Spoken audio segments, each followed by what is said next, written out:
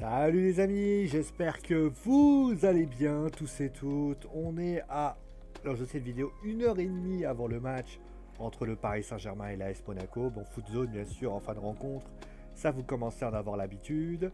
Et donc la grande question que vous vous posez c'est qu'ai-je pensé. Ça fait plusieurs semaines d'ailleurs qu'on suit les Lillois finalement. On les a suivis la semaine dernière, on les a suivis il y a 2 semaines. C'est vrai que les Lillois, c'est un petit peu notre fil rouge à nous. Alors c'est pas obligatoire, hein, c'est que en fait pour vous expliquer, en ce moment voilà je fais le match de 17h le samedi dorénavant, puisqu'il n'y a plus de match à 21h suite à tout simplement à Canal qui a récupéré les droits.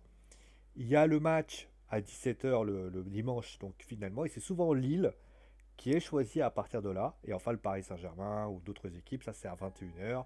Donc là on aura le Paris Saint-Germain qui fait face à l'AS Monaco. Finalement, moi en plus, pour moi, les Lillois, ils vont être champions. Donc dans un sens, je reste fidèle à l'équipe que j'ai dit depuis le départ. Bon, qu'est-ce qu'on peut dire finalement de ce match? Bon, bah ça a été une victoire assez nette, hein, assez nette, sans bavure.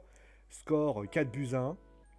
Lille qui a su concrètement, d'ailleurs qui avait été assez prolifique hein, au match aller, et qui l'est encore au match retour. Donc clairement, c'est une équipe qui a vraiment fait des belles choses durant ce match. Alors on va revenir, il y a quelques petites choses qu'on va revenir quand même. Mais on va quand même revenir déjà sur ce qui s'est passé. Donc il y a eu, tout d'abord, ça aurait pu tourner au vinaigre, hein, clairement, puisque à la 21e minute, il y a un but contre son camp de Gravillon. En fait, c'est un centre, et je sais pas ce qui se passe. Gravillon la met entre l'avait. Et là, 23e minute, c'est-à-dire 2 minutes après, Ergo, sur un mauvais dégagement de Botman, donc il y a une passe qui est donnée donc, de la part de Issa, qui réussit, Ergo donne le ballon, et là il centre, et ce qui se passe, c'est qu'il doit y avoir un moment, Mike Maignan est masqué, on sait pas trop ce qui se passe, et donc à partir de là, bah, finalement, il y a Maignan, tout simplement, et bien, réussi à égaliser. Les Lillois vont revenir progressivement, il y a un but sur hors-jeu de Ikoné, et là, Fonte va marquer à la 38e minute sur une belle frappe. Ikoné va marquer sur coup franc, un magnifique coup franc de Jonathan Ikoné. Et enfin, Bradaric marquera à la 91e minute. Voilà, donc on va dire que il y a eu un petit moment de flottement de la part des Lillois.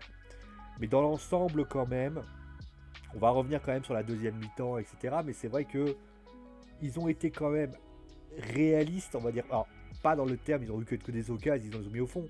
Mais dans le sens, ils ont été efficaces. Voilà, ils ont été efficaces.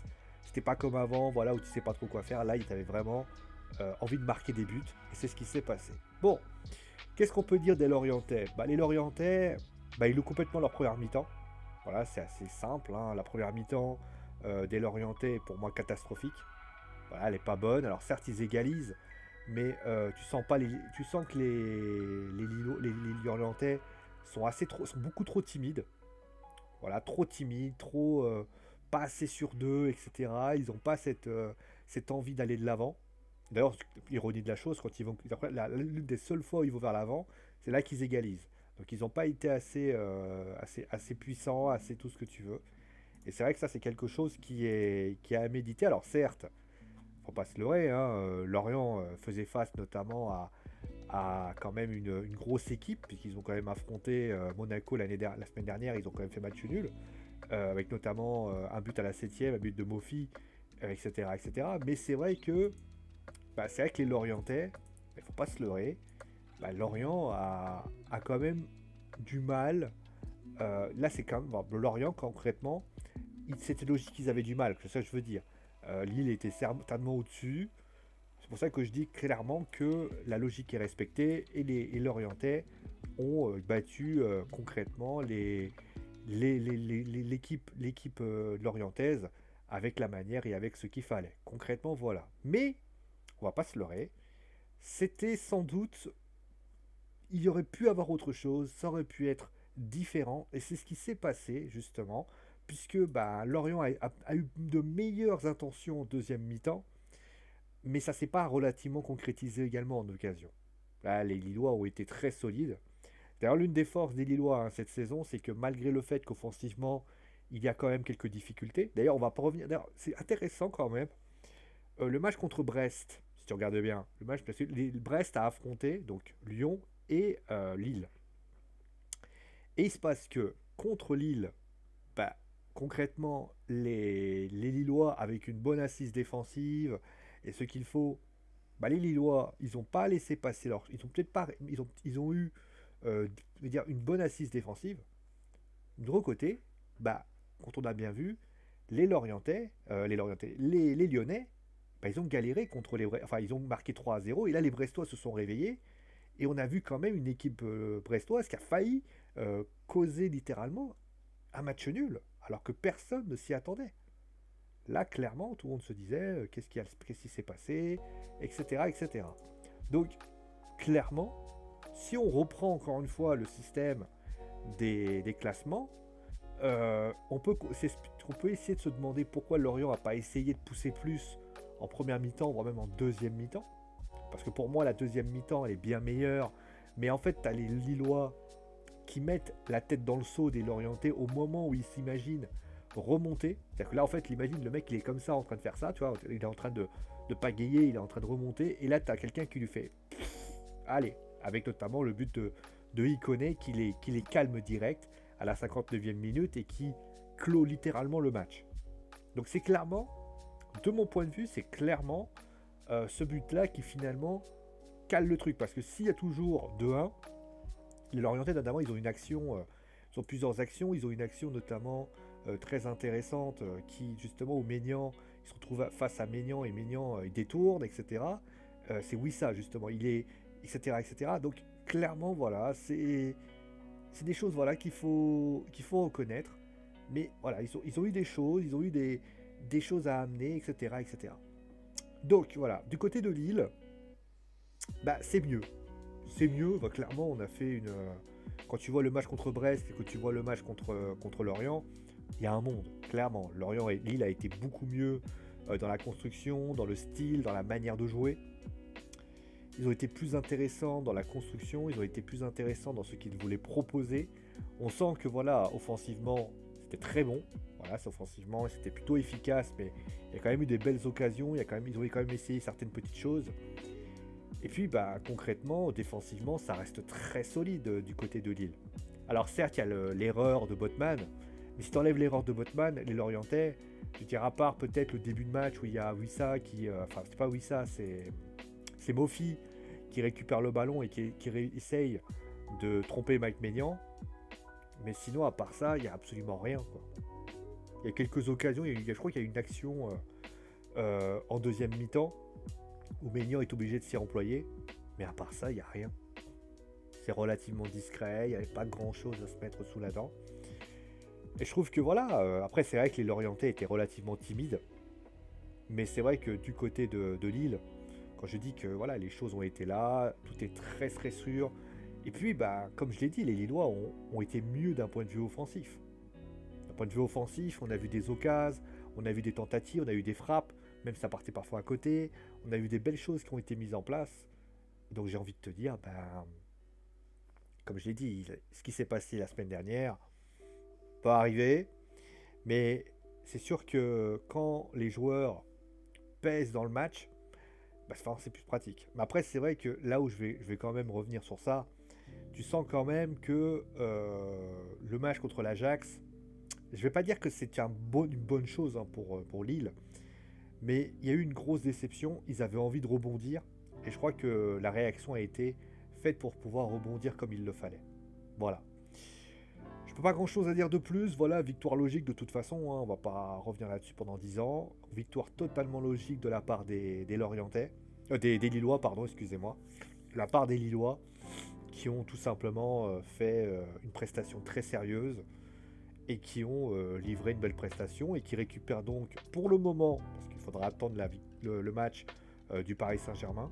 Ah non, non, pardon, excusez-moi, ils reprennent leur fauteuil de leader à 4 points du Paris Saint-Germain. Ils laissent Lyon à 3 points quand même, c'est quand même intéressant. Et d'ailleurs, Lille, là ils vont aller, ils ont un calendrier quand même assez... Le prochain match qu'ils vont avoir, ce sera donc l'Ajax. Donc ils se sont remis la tête à l'endroit. Le 25 février, ils affronteront l'Ajax. Ils feront tout pour réussir à marquer contre l'Ajax. On va voir comment ça se passe. Mais c'est vrai que c'est rassurant et c'est très... comment dire, très... Comment je vais dire ça de manière polie, très c'est optimiste, voilà, c'est très optimiste de voir ce qui s'est passé. Surtout que, je rappelle, au mois de mars et au mois d'avril, début avril, Lille va littéralement jouer sa saison en championnat. Puisqu'ils vont affronter Marseille, ils vont affronter Monaco, ils vont affronter ensuite le Paris Saint-Germain le 4 avril.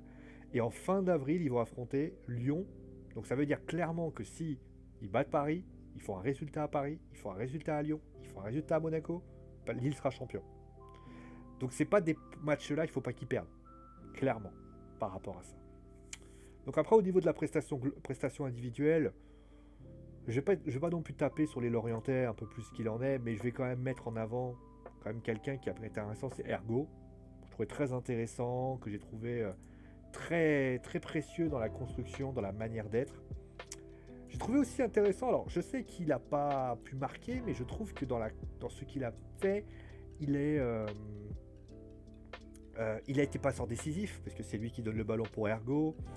Il a essayé de faire des petites choses, etc. C'est Mofi, j'ai trouvé très intéressant. Alors après, bon, certains diront voilà, mais voilà, j'ai beaucoup aimé le courage et la solidarité qu'il a fait preuve de Fabien Lemoine. Voilà, Fabien Lemoine que j'ai trouvé très intéressant. Ergo, comme je l'ai dit, voilà, c'est lui qui est voilà. Et puis défensivement, bah, on n'a pas vu Arojo et Selic, on les a pas vus sur son côté, tu vois, ça a été plutôt très intéressant. Après, au niveau des flops, bah, Gravillon, parce que c'est lui qui coûte le match.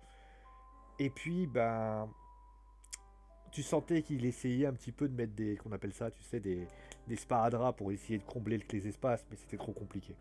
C'était trop compliqué, c'était difficile. Et puis, bah, la porte aussi, ça a été un petit peu pareil, hein, on l'a trouvé assez inexistant. Je trouvais assez bizarre, voilà. D'ailleurs, c'est assez ironique de se dire que sur les côtés, c'était plutôt intéressant. Par contre, dans l'axe, c'était durant n'importe quoi, c'est clairement. D'ailleurs, je suis étonné quand même de mettre Jérémy Morel au poste de milieu de terrain récupérateur. Je veux dire, à un moment donné, peut-être que ça aurait été mieux de le mettre autre part. Voilà. Au niveau des flops du côté de Lille, bah Botman, parce que c'est quand même lui qui coûte l'égalisation.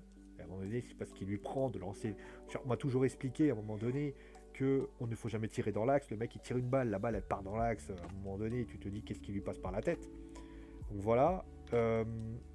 J'ai trouvé, alors encore une fois c'est mon avis, j'ai trouvé par exemple Reynaldo, c'est pas la première fois que je le dis, Reynaldo, je l'ai trouvé très moyen. Franchement, je l'ai trouvé excessivement moyen. Il fait pas un mauvais match, mais il pèse pas dans la rencontre, quoi. À un moment donné, si tu vois que de la place, à un moment donné, il a été très tranquille. À un moment donné, il n'y est pas allé. D'ailleurs, Bamba aussi a été, moi je trouve, assez éteint.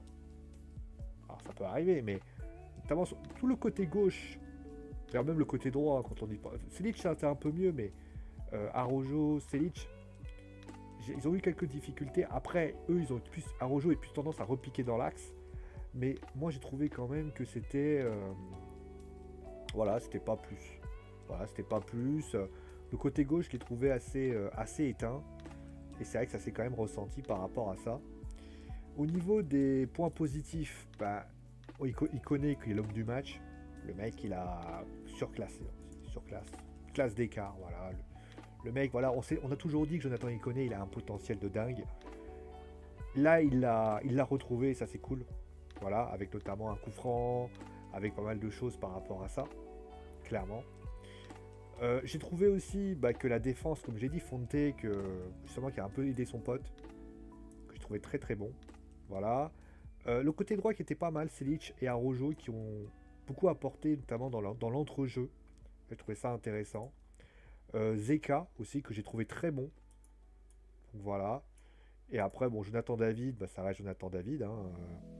Bon, il fait que ça dévie concrètement, tu vois. Parce qu'avec ce but qui marque, mais sinon il n'a rien fait d'autre. Je suis désolé, il peut pas se contenter de ça quand tu es attaquant, de se contenter d'une action et que à un moment donné, Gravillon il met la balle au fond, quoi. Ça semble un petit peu léger. Voilà, bon en tout cas, merci d'avoir suivi l'émission. Dites-moi d'ailleurs ce que vous avez pensé à mi-lillois, mi-orientais du match. Dites-moi quel joueur vous avez plus flop, top, ou individuel, etc., collective. On se retrouve donc à 23h, marquez bien cette heure, horaire, avec bien sûr le match entre le Paris Saint-Germain et l'AS Monaco. D'ici là, portez-vous bien. Et pour tous les autres, ciao les amis, vive le football.